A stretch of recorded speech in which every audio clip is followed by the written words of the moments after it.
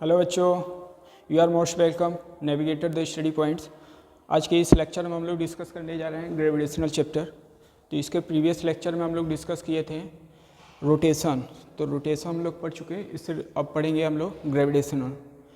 तो gravitational chapter बहुत ही important chapter है। ग्रेविटेशनल चैप्टर, इलेक्ट्रोस्टैटिक चैप्टर और मैग्नेटिक इफेक्ट्स, ये तीनों जो आपके चैप्टर हैं वो एक दूसरे से कोरिलेट हैं। अगर आपका ग्रेविटेशनल चैप्टर का कंसेप्ट क्लियर है तो इलेक्ट्रोस्टैटिक्स का भी आपका कंसेप्ट क्लियर रहेगा और मैग्नेटिक इफेक्ट का भी चैप्टर का कंसेप्ट क्लियर रहेगा। तो इसको आप थोड़ा सीरियसली से समझें और इसका जो भी कंसेप्ट है उसको हम लोग इलेक्ट्रोस्टैटिक और मैग्नेटिक इफेक्ट में ही क्या करेंगे, उसी के पैरेलल समझेंगे उसको। तो ये चैप्टर आप लोग ठीक है 9th में भी पढ़ चुके हो, तो कुछ आप अवेयर हो ऑलरेडी ग्रेविटेशनल क्या होता है। तो ग्रेविटेशनल इस चैप्टर हम लोग जनरली प्लैनेट के बारे में पढ़ते हैं कि किस प्लैनेट पे कितना फोर्स लग रहा है, ये जो प्लैनेट का ओवरऑल मोशन हो रहा है, ऑर्बिट कैसा बन रहा है, कैसा उसका पाथ बन रहा है, तीन ही के बारे में हम लोग स्टडी करते हैं। बेसिकली हम लोग यूनिवर्स के बारे में स्टडी करते हैं कि प्लैनेट पे कौन सा फोर्स लग रहा है। ओके, तो इसके पहले सबसे पहले इसके बारे में कौन ऑब्जर्व किया था या कौन इसके बारे में बताया था? न्यूटन ने बताए थे। न्यूटन ने यह बताया कि जो अर्थ है, अर्थ अपने सेंटर की तरफ जितने भी सरफेस पे बॉडी है वो अपने तरफ अट्रैक्ट कर रहे हैं। ओके, जो अट्रैक्ट कर रहे हैं वो किसके वजह से? ग्रेविटेशनल फोर्स के वजह से। किसके वजह से? ग्रेविटेशनल फोर्स के वजह से। दैट्स वाई हम लोग क्या है, अर्थ पे स्टे। तो ऐसे ही न्यूटन एक सेव के पेड़ के नीचे बैठे थे, तो इनको कभी इनको रियलाइज हुआ, कभी इसके बारे में काम किए थे 1600 ईयर्स में, 16th सेंचुरी में काम किए थे। तो उस समय क्या चल रहा था? प्लेग का बहुत भारी महामारी चल रहा था। इस समय जैसे कोविड का चल रहा था, वैसे उस समय 16th ईयर्स में, 16th सेंचुरी में क्या चल रहा था? प्लेग का महामारी चल रहा था। तो ऐसे में सब लोग अपने घर पे बैठे थे, सबको घर पे अलाउ कर दिया गया था, आइसोलेट कर दिया था। तो न्यूटन भी अकेले घर पे पड़े थे। तो ऐसे ही एक दिन सेव के पेड़ के नीचे बैठ गए, तो सडनली एप्पल गिरा। तो ये स्टोरी आप लोग पढ़ चुके हैं ऑलरेडी। तो एप्पल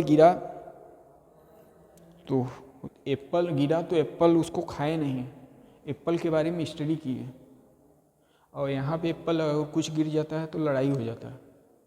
तो आप समझिए कि न्यूटन कैसे अकेले उस प्लेग के सिचुएशन में कैसे इसके बारे में, ठीक है, मतलब पूरा एनालिसिस, पूरा उस पर डिस्कवरी कर दिए। और यहाँ पे ऐसे कोविड के ड्यूरेशन में बहुत स्टूडेंट ऐसे ही कमेंट्स आता था कि अरे सर पढ़ाई नहीं हो पाया, पेरेंट्स बोलते थे पढ़ाई नहीं हो। अब देखो, इनसे आप मोटिवेट हो कि देखो न्यूटन कैसे काम किए। तो अगर आपको मोटिवेट होना हो तो इनके बारे में देखो, इनसे कंपेयर करो कि देखो न्यूटन कैसे अपने अकेले कैसे डिस्कवरी कर लिए और आप पढ़ नहीं पा रहे हो। तो यही हुआ था, एप्पल गिरा तो एप्पल के बारे में खाए नहीं, उसके बारे में स्टडी करने लगे। तो इसीलिए बोला जाता है कि फल की चिंता मत करो, कर्म की चिंता करो। तो फल का चिंता नहीं किए थे, कर्म की चिंता किए थे।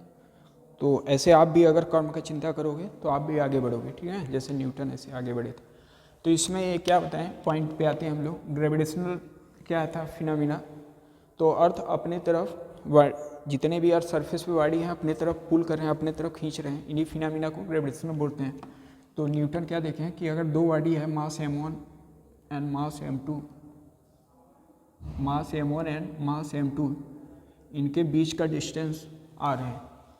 ओके, इनके बीच का डिस्टेंस r है। तो ये देखें कि इस बॉडी पर क्या हुआ कि इस बॉडी पे इसके वजह से देखें फोर्स आ रहा है। तो क्या किए, इसको फिक्स करके इसका मास इंक्रीज करने लगे। ओके, तो जब इसको फिक्स कर दिए, इसका मास फिक्स कर दिए और इसका मास इंक्रीज करने लगे, तो इस पर देखें जो फोर्स आने लगा, जो फोर्स आया वो क्या देखें कि मास के m2 के डायरेक्टली प्रोपोर्शनल है। अब क्या किए कि पहले तो इसको फिक्स किए थे, इसको इंक्रीज कर रहे थे, अब क्या किए कि इसको फिक्स कर दिए, इसको इंक्रीज कर रहे हैं। तो देखिए फोर्स वो भी क्या हो रहा है, उस केस में भी क्या हो रहा है, फोर्स इंक्रीज कर रहा है। तो यहाँ से इन दोनों को कंबाइन किए तो क्या मिल गया, जो फोर्स है वो मास के प्रोडक्ट के डायरेक्टली प्रोपोर्शनल होता। ओके, तो ऐसे ही ऑब्जर्व करके ये अपना इक्वेशन जनरेट किए थे। और ये देखें कि अगर ये फोर्स इनके अगर दोनों के बीच का डिस्टेंस अगर इंक्रीज कर दिया जाए तो ऐसे में फोर्स क्या होगा, इंक्रीज करेगा या डिक्रीज करेगा। तो ऑब्वियसली फोर्स जैसे जैसे डिस्टेंस इंक्रीज करोगे तो फोर्स क्या हो जाएगा, वीक होने लगेगा। तो ये इनवर्स स्क्वायर लॉ को फॉलो करता। तो यही ये केवल बताए थे और इसी बेस पे क्या कर दिए, पूरे अपने बुक में पब्लिश कर दिए इक्वेशन। केवल इतना ही इनको मालूम था, इनका कोई फार्मल एजुकेशन नहीं था, बट प्रैक्टिकल के थ्रू ये अपना डेरिवेशन निकाले। तो अब क्या किए, जब इन सबको कंबाइन किए तो देखे न्यूटन्स क्या मिला है यहाँ पर, जो इन सबको क्लब करो तो ग्रेविटेशनल जो फोर्स है मास के डायरेक्टली प्रोपोर्शनल और डिस्टेंस के स्क्वायर की इन्वर्सली प्रोपोर्शनल। ओके, तो यहाँ से ये न्यूटन को ये रिजल्ट मिला। ये जो फोर्स है कौन सा फोर्स है, ग्रेविटेशनल फोर्स। ओके, जो दो बॉडी में ग्रेविटेशनल फोर्स लग रहा है वही वाला है। अब जब प्रोपोर्शनलिटी हटता है तो वहाँ पे क्या आता है, कांस्टेंट आता है। वहाँ पे क्या आता है, कांस्टेंट आता है।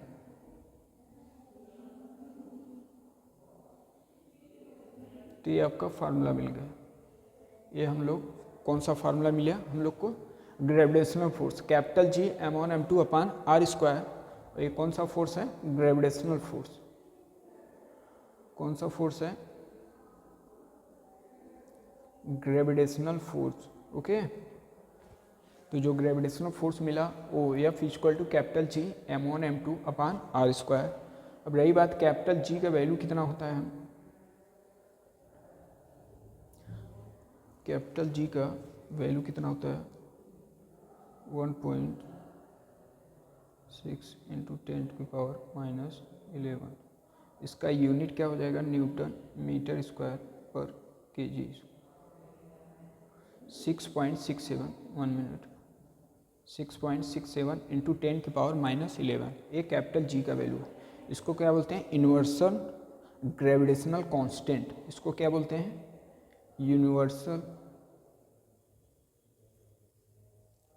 Gravitational constant.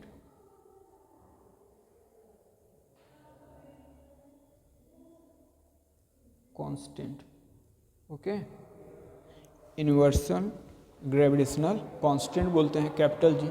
इसका वैल्यू क्या होता है, 6.67 इंटू 10⁻⁻11। यूनिट क्या होगा, कैपिटल G का वैल्यू निकालेंगे तो यहाँ पे इसका मल्टीप्लाई करेंगे तो newton metre square upon kg square. ये आपको मिल गया ग्रेविटेशनल फोर्स। ओके, अब ये जो ग्रेविटेशनल फोर्स है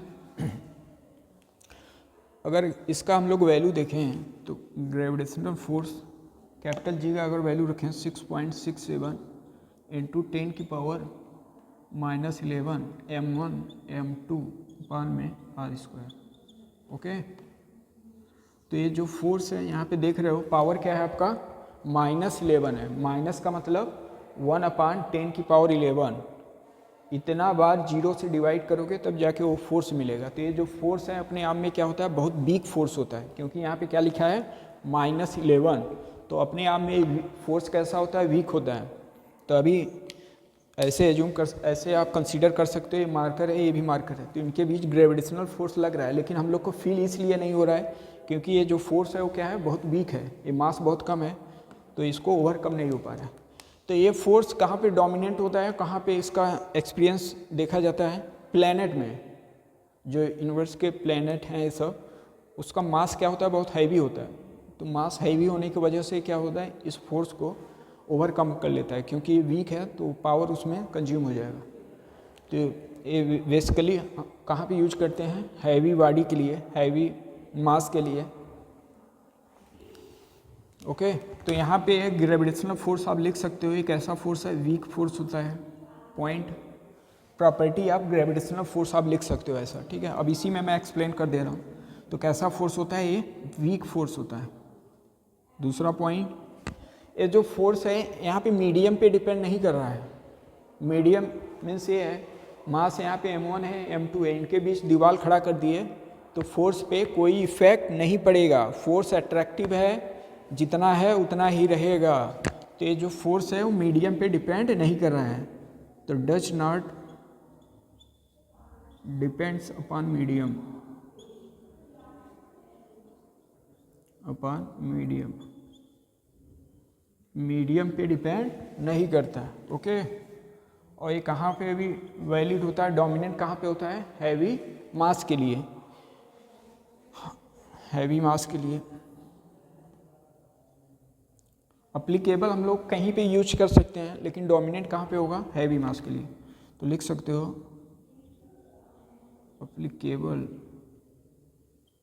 फॉर हैवी मास के लिए।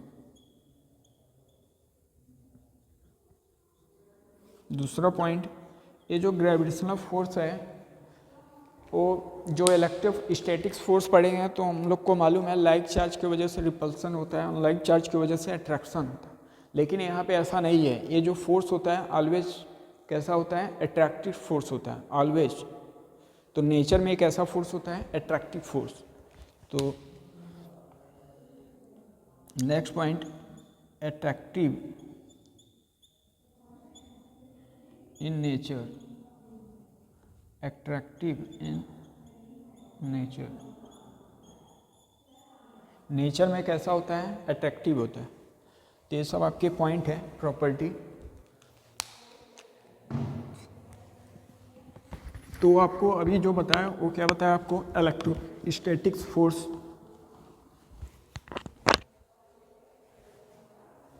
अब इसमें हम लोग कुछ क्वेश्चन करते हैं।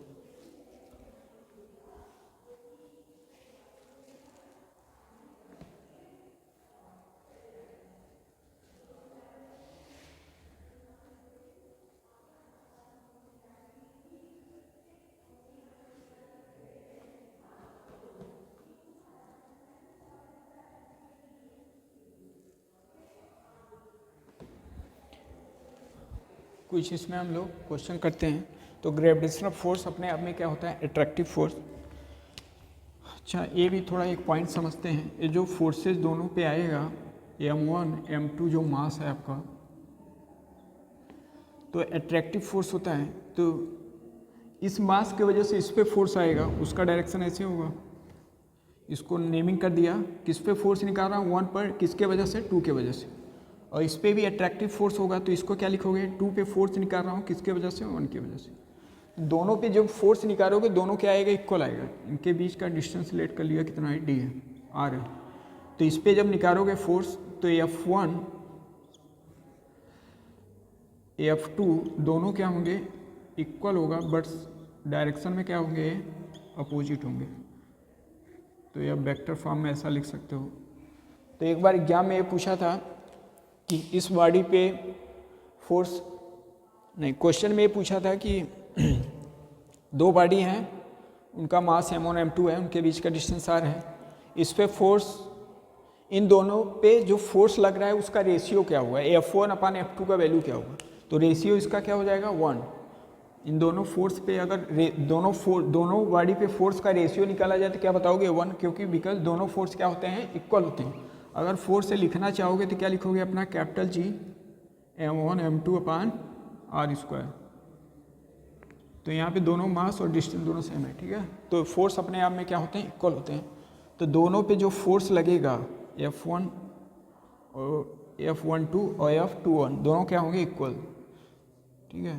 तो इसका रेशियो में अगर पूछा जाए तो क्या लिखोगे आप, F21 और F21 इक्वल टू आ जाएगा 1:1। तो फोर्स का रेशियो क्या होगा, 1:1, बिकॉज दोनों फोर्स कैसे हैं, इक्वल आ रहे हैं। अगर इस सिस्टम पे नेट एक्सटर्नल फोर्स पूछा जाए, नेट फोर्स पूछा जाए, तो इस वेक्टर को हम लोग लेफ्ट साइड में लिखेंगे तो प्लस हो जाएगा 2 1 और क्या हो जाएगा 0। तो अगर नेट सिस्टम पे दोनों बॉडी पे नेट फोर्स पूछा जाए तो क्या होगा, 0 होगा। नेट फोर्स क्या हो जाएगा, 0 हो जाएगा, क्योंकि जितना लेफ्ट में लग रहा है उतना ही राइट में। तो नेट सिस्टम पे दोनों बॉडी पे अगर टोटल फोर्स पूछा जाए 0 होगा, बट दोनों पे अलग अलग, दोनों पे फोर्स जो आएगा उसका वैल्यू सेम होगा और डायरेक्शन क्या होगा, अपोजिट। तो आपसे पूछता है बॉडी पे कितना फोर्स आएगा। ओके।